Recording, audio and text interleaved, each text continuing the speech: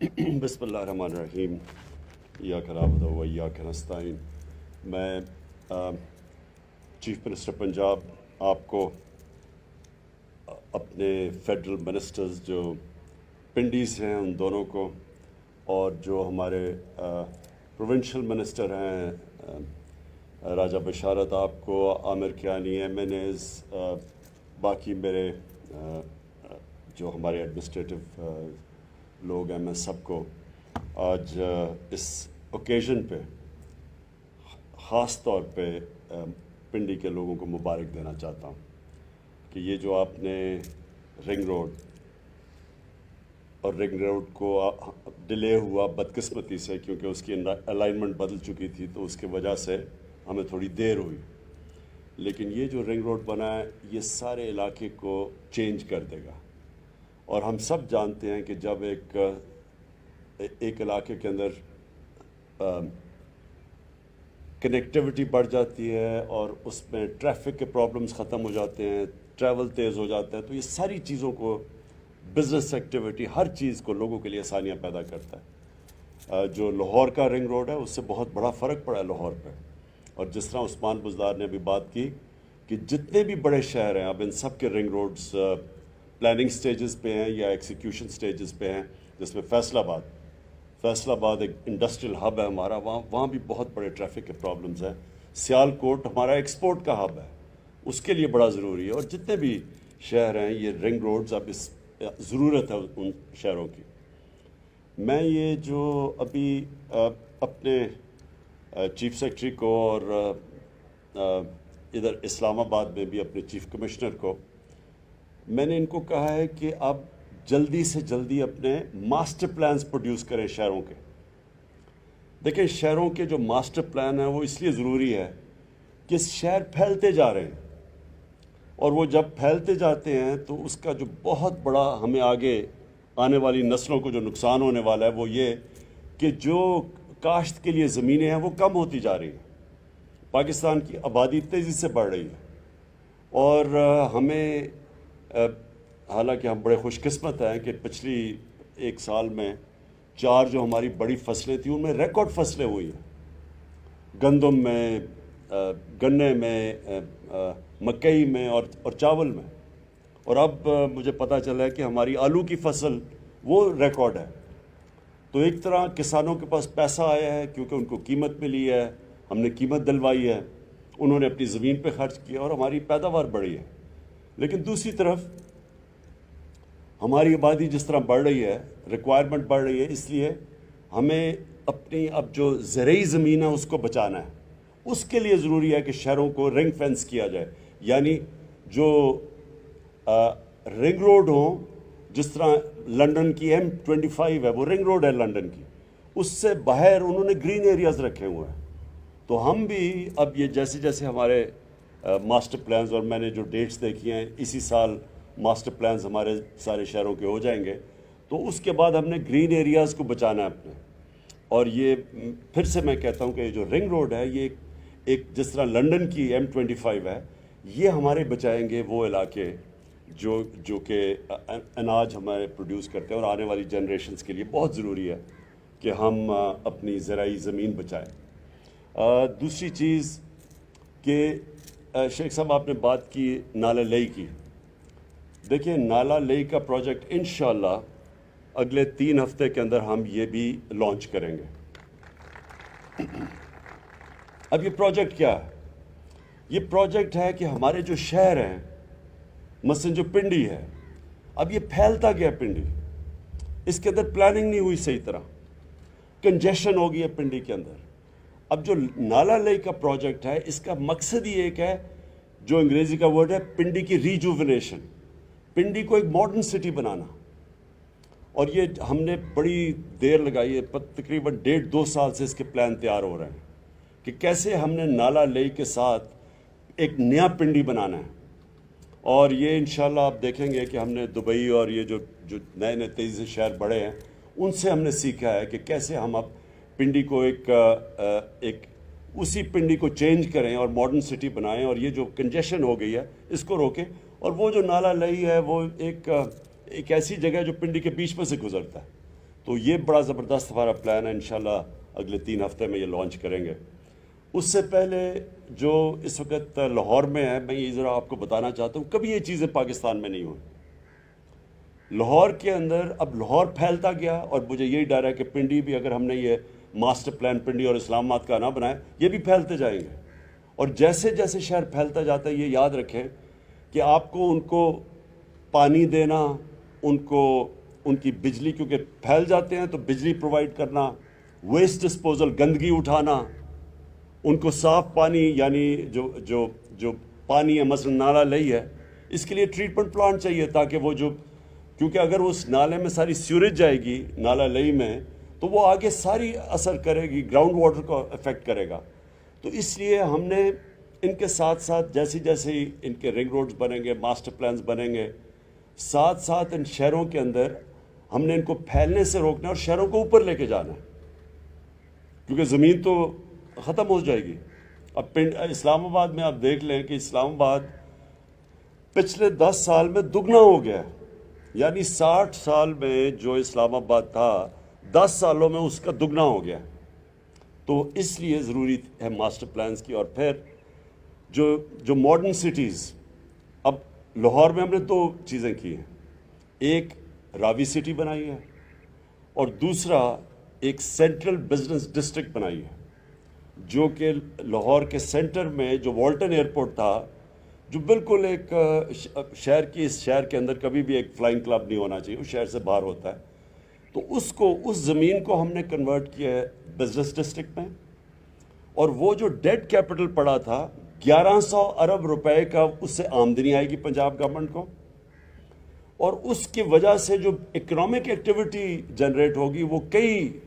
ہزار ارب روپے کی اکنامک ایکٹیویٹی ہے، جو کہ وہ ڈیڈ کیپٹل پڑا تھا۔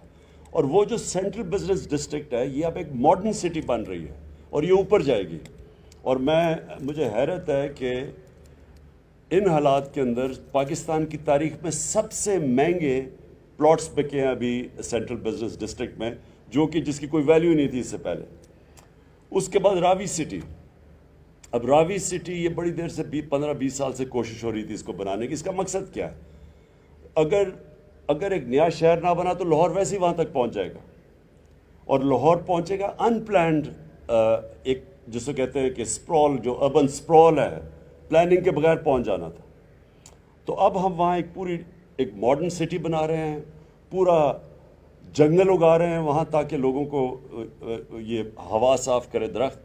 اس کے بعد جو راوی ہے اس کو بچا رہے ہیں، اس کے اوپر براج بنا کے، وہ جو راوی اس وقت سیوریج کا نالا بن چکا ہے، اس راوی کا پانی کو ٹریٹمنٹ پلانٹس کے ذریعے صاف کر کے، اور جو لاہور کا سارا سیوریج آتا ہے اس کو ٹریٹ کر کے اور راوی میں ڈال کے، تاکہ راوی کو ہم پھر سے چلائیں، کیونکہ راوی تو ختم ہوتا جا رہا ہے، اور جو بھی گند جاتا ہے وہ سارا نیچے سندھ تک پہنچتا ہے۔ تو یہ ہمارا دوسرا، یہ میگا پروجیکٹس ہے۔ جو راوی سٹی ہے میگا پروجیکٹ ہے، نالا لئی میگا پروجیکٹ۔ انشاءاللہ یہ جو ہمارا رنگ روڈ ہے، یہ بھی ایک وہ پروجیکٹ ہے اور یہ پھر آپ نے بالکل بات ٹھیک کی سرور خان،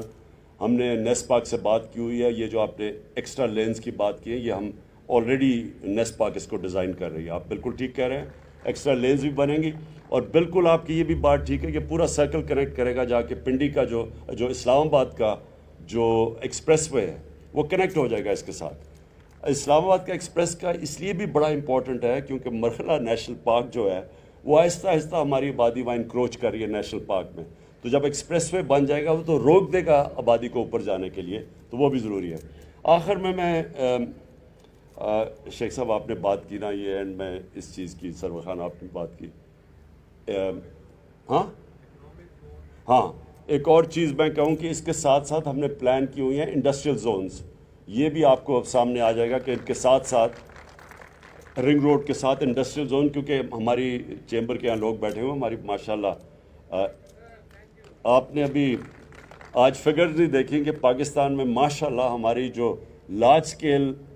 مینوفیکچرنگ ہے اس کی ماشاءاللہ بڑی زبردست گروتھ ریٹ سامنے آئی ہے، اس کا مطلب کہ نوکریاں، ٹیکس کلیکشن سب بڑھ جائے گا، تو بڑی اچھی آج رپورٹ ہوئی ہے لارج اسکیل مینوفیکچرنگ میں، اور اسی لیے ٹیکس کلیکشن بھی ہماری ریکارڈ پہ جا رہی ہے۔ تو آخر میں نے شیخ صاحب اور سرور خان میں آپ کو ایک بات بتانا چاہتا ہوں، یہ جو ہو رہا ہے نا،